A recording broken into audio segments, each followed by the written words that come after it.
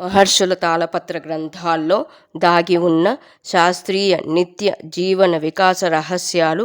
తాళపత్ర నిధి డే 47.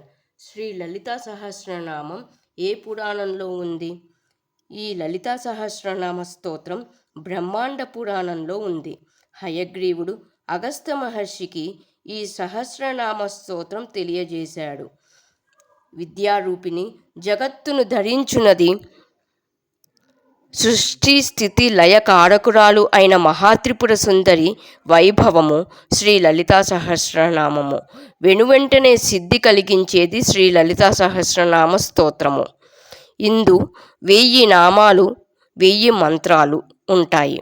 కుండలిని, యోగ రహస్యము, సుగుణోపాసన, శ్రీ చక్రవర్ణన, చతుషష్ఠి యోగిని విషయాలు, లలితాంబికా తత్వము మొదలగు అనేక విషయాలు గల శ్రీ లలితా సహస్రనామ స్తోత్రం వశిన్యాది దేవతలు వ్యాస భగవానుని ద్వారా భూలోకానికి వ్యాప్తి చేశారు.